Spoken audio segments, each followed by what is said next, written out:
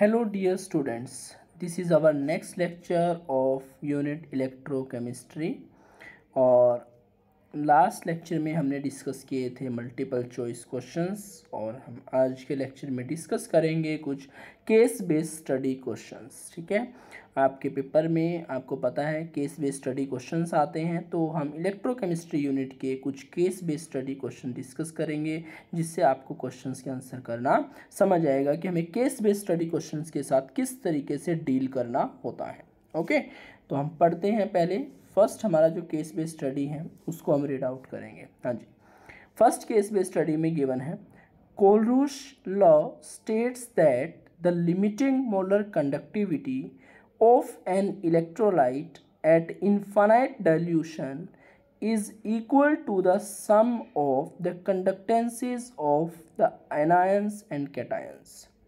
ये हमारा जो टॉपिक हम देख पा रहे हैं, हम समझ गए हैं फर्स्ट लाइन से कहीं ना कहीं कि ये टॉपिक कोलरूश लॉ वाले टॉपिक से रिलेटेड है। ओके, तो फर्स्ट लाइन में जो है वो कोलरूश लॉ की स्टेटमेंट दे रखी है। कोलरूश लॉ क्या होता है कि जो इलेक्ट्रोलाइट होता है उसकी अगर हमें लिमिटिंग मोलर कंडक्टेंस निकालनी है तो वो लिमिटिंग मोलर कंडक्टिविटी किसके इक्वल होती है, जितने भी आयंस वहाँ पर बनेंगे हर एक आयंस की लिमिटिंग मोलर कंडक्टिविटी के सम के इक्वल होती है। इसका मीनिंग क्या हुआ कि जितने भी आयंस वहाँ पे बनेंगे हर एक आयन जो है वो कंट्रीब्यूट करेगा लिमिटिंग मोलर कंडक्टिविटी में। ओके, नेक्स्ट लाइन इसमें लिखी हुई है if A salt is dissolve in water, अगर एक सॉल्ट को वाटर में डिजोल्व किया जाता है, द कंडक्टिविटी ऑफ सॉल्यूशन, जो सॉल्यूशन की कंडक्टिविटी होगी, इज द सम ऑफ, वो जोड़ होगी, of the conductance of the anions and cations, cation और एनायन की कंडक्टेंस के सम के इक्वल होगी।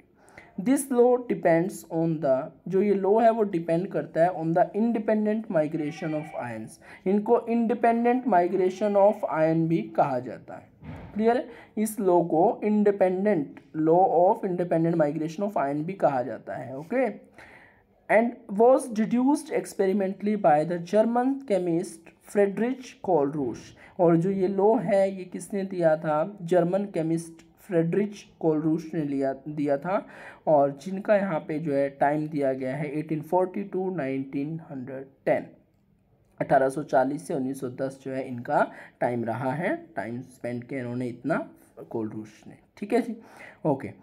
अब ये जो पैराग्राफ है ये हमने पढ़ लिया है, कोलरूश लॉ के बारे में सारी स्टेटमेंट यहाँ पर गिवन है, पूरे का पूरा कोलरूश लॉ से रिलेटेड है। अब हम लोगों ने जो यूनिट पढ़ी थी तो उसमें कोलरूश लॉ भी पढ़ा है, कोलरूश लॉ कैसे आया है, लिमिटिंग मोलर कंडक्टेंस हम जानते हैं क्या है, और इसकी हमने एप्लीकेशंस भी देखी थी, तो वो सारा टॉपिक एकदम से माइंड में आपके रिवाइज हो जाना चाहिए। ठीक है, अब केस बेस्ड स्टडी का मीनिंग क्या होता है कि जैसे इंग्लिश में आपके पास पैराग्राफ्स होते हैं और पैराग्राफ के बाद कुछ क्वेश्चन होते हैं, तो उन क्वेश्चंस के आंसर आपको अप्रोक्सीमेटली जो आपके पैराग्राफ से सारे के सारे मिल जाते हैं। कोई एक दो क्वेश्चन होता है जो आपके पैराग्राफ से नहीं होता, बाकी सब मिल जाते हैं। पर जो आपके साइंस साइड होती है इसमें जो आपके केस बेस्ड स्टडी क्वेश्चन आते हैं उसमें सिर्फ जो पैराग्राफ आपके पास है वो आपको आपके टॉपिक से इंट्रोड्यूस करवाने के लिए कि आपको उस पैराग्राफ को पढ़ करके आपका टॉपिक याद आ जाना चाहिए कि ये कौन से टॉपिक से रिलेट कर रहा है। उसके बाद जो क्वेश्चंस वहाँ पूछे जाएंगे उनके आंसर हो सकता है डायरेक्ट आपके पैराग्राफ में से हो, पर 98% चांसेस होते हैं कि वो क्वेश्चन टॉपिक से रिलेट करते हैं, आपके पैराग्राफ से डायरेक्टली मैच नहीं करेंगे, लाइन टू लाइन मैच नहीं करते हैं। ओके, तो अभी हम स्टार्ट करते हैं हमारा फर्स्ट क्वेश्चन, इसको जो हम इधर ले आते हैं। हाँ जी, फर्स्ट क्वेश्चन हमारा गिवन है state Kohlrausch law of independent migration of ions. Kohlrausch law जो है इंडिपेंडेंट माइग्रेशन ऑफ आयंस का, इसकी स्टेटमेंट मांगी गई है हमसे, स्टेटमेंट पूछ रहे हैं। तो आपकी जो फर्स्ट लाइन बिल्कुल पैराग्राफ की है, Kohlrausch law states that the limiting molar conductivity of an electrolyte at infinite dilution is equal to the sum of the conductance of all the anions and cations. ये पूरी की पूरी जो line है आपकी फर्स्ट लाइन जो है वो आपका इसका आंसर हो जाएगी। ठीक है, यहाँ तक आपने इसका आंसर कर लेना है। क्लियर हो गया। तो एक क्वेश्चन तो जो है हमें हमारे पैराग्राफ से ही मिल गया है। तो ऑप्शन इन जो क्वेश्चन नंबर ए है उसका आंसर हमें हमारे पैराग्राफ से मिल गया है। फर्स्ट लाइन बिल्कुल, Kohlrausch law states that the limiting molar conductivity of an electrolyte at infinite dilution is equal to the sum of the conductance of the anions and cations. Okay, ठीक है जी।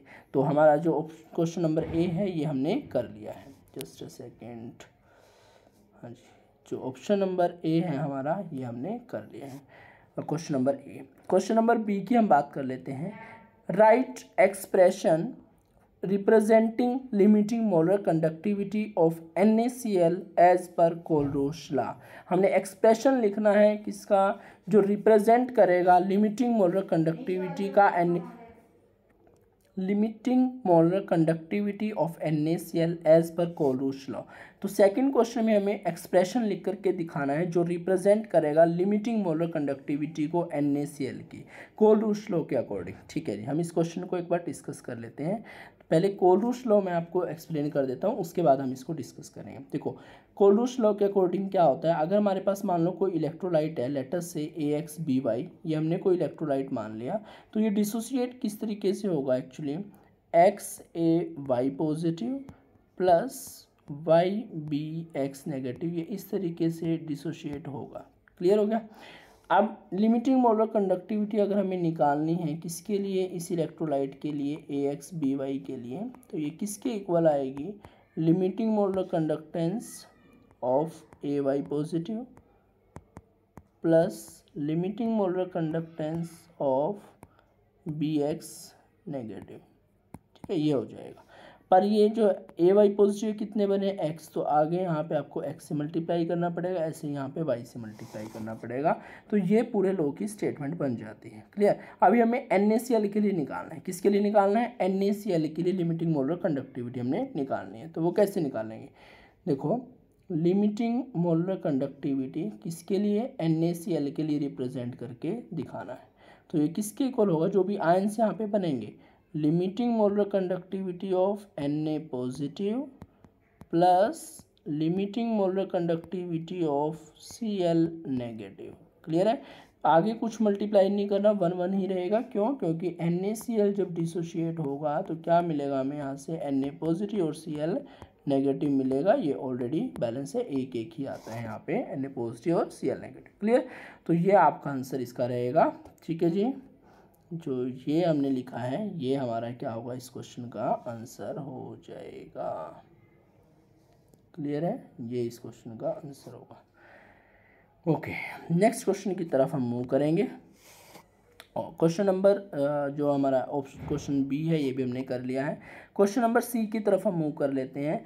Why does conductivity of CH3COOH ethanoic acid, also common name is acetic acid, decreases on dilution. ये कह रहा है जो conductivity होती है acetic acid की वो डिक्रीज क्यों करती है डाइल्यूशन पे।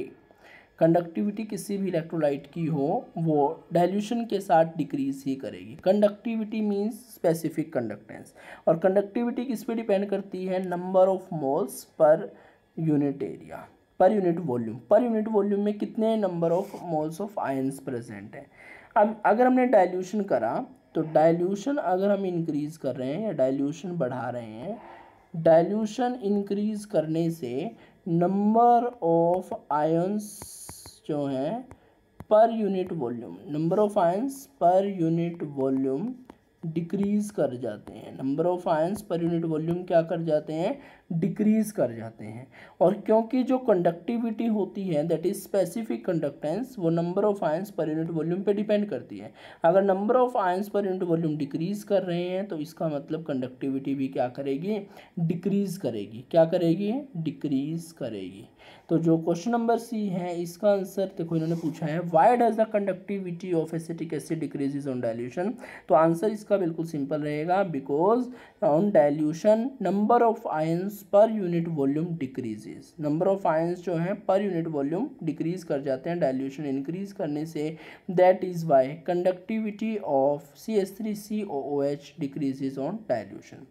हालांकि जो पॉइंट्स हमें डिस्कस कर रहे हैं ये पैराग्राफ में कहीं गिवन नहीं है, ये हमारे केस बेस्ड स्टडी में सिर्फ और सिर्फ क्या है, उस कॉन्सेप्ट से हमें इंट्रोड्यूस करवाया गया है, बाकी क्वेश्चंस हमें खुद अपने कॉन्सेप्ट की नॉलेज से करने होते हैं। यही मेरा इस क्वेश्चन को करवाने का यहाँ पे मोटिव है, ताकि आप समझ जाएं कि ये क्वेश्चन किस तरीके से अटैम्प्ट हमें करने होते हैं। ओके, तो क्वेश्चन नंबर डी यहाँ पे गिवन है, suggest a way to determine the limiting molar conductivity of acetic acid CH3COOH। Acetic acid की limiting molar conductivity find out करने के लिए एक वे बताना, एक तरीका बताना, किस तरीके से हम फाइंड आउट कर सकते हैं। ओके, हमें क्या निकालनी है, लिमिटिंग मोलर कंडक्टिविटी किसकी चाहिए, CH3COOH की। कोलरूस लॉ के अकॉर्डिंग ये किसके इक्वल आएगी, limiting molar conductance of acetate ion CH3COO negative plus limiting molar conductance of H positive. ठीक है, ये चाहिए हमें। अब ये हमें कहाँ से मिलेंगे, देखो अगर हमें कहीं से क्या मिल जाए, लिमिटिंग मोलर कंडक्टेंस मिल जाए किसकी, CH3COONA एसीटेट, सोडियम एसीटेट की लिमिटिंग मोलर कंडक्टेंस अगर मिल जाए, ये साइड कर दो, प्लस साथ में अगर हमें लिमिटिंग मोलर कंडक्टेंस HCl की मिल जाए, और इसमें से हम माइनस कर देंगे अगर हमें लिमिटिंग मोलर कंडक्टेंस किसकी मिल जाए, NaCl की मिल जाए, किसकी मिल जाए, NaCl की। तो इस क्वेश्चन का हमारा ये राइट आंसर होगा। ये एक तरीका है जिससे हम क्या निकाल सकते हैं, लिमिटिंग मोलर कंडक्टेंस निकाल सकते हैं किसकी, एसिटिक एसिड की CH3COOH की। क्योंकि देखो यहाँ से क्या मिलेगा हमें, CH3COO negative Na positive, plus यहाँ से क्या मिलेगा, नीचे से H पॉजिटिव और Cl नेगेटिव मिलेगा। तो देखो CH3COO नेगेटिव यहाँ से मिल गया, H पॉजिटिव हमें यहाँ से मिलेगा, हमें ये दोनों ही चाहिए। अब यहाँ पे एक्स्ट्रा क्या मिला हमें, Na पॉजिटिव, यहाँ पे एक्स्ट्रा क्या मिला, Cl नेगेटिव, उसको हम माइनस कर देंगे यहाँ से। ठीक है जी, तो limiting molar conductance of sodium acetate CH3COONA plus limiting molar conductance of HCl hydrochloric acid minus limiting molar conductance of sodium chloride NaCl। इससे हम क्या फाइंड आउट कर सकते हैं, limiting molar conductance acetic acid CH3COOH की हम calculate कर सकते हैं। ओके, तो दिस इज़ द वे, ये हमारा एक वे है जो हम सजेस्ट कर रहे हैं क्या फाइंड आउट करने के लिए, लिमिटिंग मोलर कंडक्टेंस निकालने के लिए, किसकी, एसिटिक एसिड की। तो हमारा यही क्वेश्चन पूछा गया था, suggest a way to determine the value of limiting molar conductivity of CH3COOH acetic acid. Clear हो गया। ओके, तो हमारा जो क्वेश्चन नंबर डी है ये भी हमारा क्लियर हो चुका है। लास्ट क्वेश्चन है यहाँ पे इस केस बेस्ड स्टडी का, question number E, find limiting molar conductivity of acetic acid CH3COOH। इसकी लिमिटिंग मोलर कंडक्टिविटी हमें निकालनी है, और हमें यहाँ पे क्या गिवन है, limiting molar conductance acetate ion के लिए गिवन है CH3COO नेगेटिव आएगा बेटा यहाँ। ठीक है, उसकी वैल्यू हमें ये दे रखी है यहाँ पे यूनिट के साथ, और H पॉजिटिव की लिमिटिंग मोलर कंडक्टेंस हमें दे रखी है 349.6 दे रखी है। क्लियर हो गया। तो जो हमारा एसीटेट आयन है CH3COO नेगेटिव, उसकी कितनी दे रखी है, 40.9 दे रखी है, और H पॉजिटिव की कितनी दे रखी है, 349.6 दे रखी है। हमें किसकी निकालनी है, लिमिटिंग मोलर कंडक्टिविटी CH3COOH की निकालनी है एसिटिक एसिड की। इसके लिए हमें क्या क्या चाहिएगा, limiting molar conductivity acetate ion की चाहिएगी CH3COO नेगेटिव की, प्लस लिमिटिंग मोलर कंडक्टिविटी हमें H पॉजिटिव की चाहिएगी। दोनों वैल्यू हमारे पास गिवन है, इनको ऐड करना है, इस क्वेश्चन का आंसर हमारा आ जाएगा। ओके, देखते हैं। लिमिटिंग मोलर कंडक्टेंस हमें चाहिए किसकी, CH3COOH की। तो ये किसके इक्वल आएगा, limiting molar conductance CH3COO negative plus limiting molar conductance H positive. ठीक है जी, ये दोनों।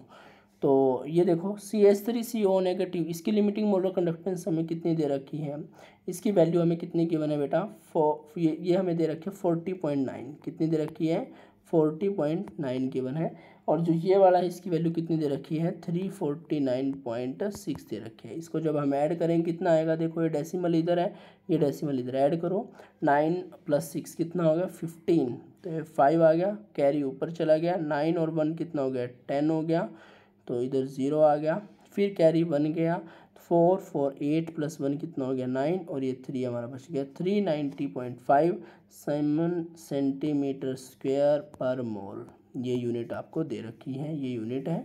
ठीक है, और ये आपका आंसर हो गया 390 390.5 साइमन सेंटीमीटर स्क्वायर पर मोल। ये लिमिटिंग मोलर कंडक्टेंस आ जाएगी आपकी किसके, एसिटिक एसिड की।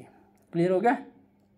ओके, सिर्फ क्या करना था हमें, जो आयंस चाहिए उनकी मोलर कंडक्टिविटी भी साथ में अगर दे रखी है तो उसको ऐड करेंगे और वहाँ से हमारा क्या निकल जाएगा, आपके इलेक्ट्रोलाइट की लिमिटिंग मोलर कंडक्टेंस निकल जाएगी। ठीक है, तो ये इस पैराग्राफ से जो ये आपका केस बेस्ड स्टडी था, ये इसके सारे के सारे क्वेश्चन हमने डिस्कस कर लिए हैं। 5 यहाँ पे क्वेश्चन थे, 5 हमने डिस्कस कर लिए। क्या आंसर आया हमारा इसका आंसर लिख देते हैं यहाँ पे 390.5 आया। कितना आया? 390.5। एक बार ठीक से लिख देते हैं, इरेज सॉल्व कर दिया। इस लास्ट वाले का आंसर क्या आ रहा है? 390.5 पॉइंट है यहाँ डेसिमल। ठीक है जी, और यूनिट क्या रहेगी? ये रही साइमन सेंटीमीटर स्क्वायर पर मोल आ जाएगा। क्लियर हो गया? तो इस तरीके से हमने जो है केस बेस्ड स्टडी क्वेश्चंस को अटेम्प्ट करना होता है। आई होप आपको अब क्लियर होगा कि किस तरीके से हमें डील करना है केस बेस्ड स्टडी क्वेश्चंस के साथ। हमारे पैराग्राफ में से सिर्फ एक ही क्वेश्चन, हमारा फर्स्ट जो क्वेश्चन था ए पार्ट, वो मिला था। बाकी सब के आंसर हमें अपने अकॉर्डिंग कंसेप्ट के नॉलेज के अकॉर्डिंग करने थे। तो कंसेप्ट की नॉलेज हमें होनी चाहिए, तभी हम इन क्वेश्चंस के आंसर कर पाएंगे। आई होप ये सब कुछ क्लियर होगा। फिर भी कोई डाउट है तो आप कमेंट सेक्शन में पूछ सकते हैं। Thank you and have a nice day.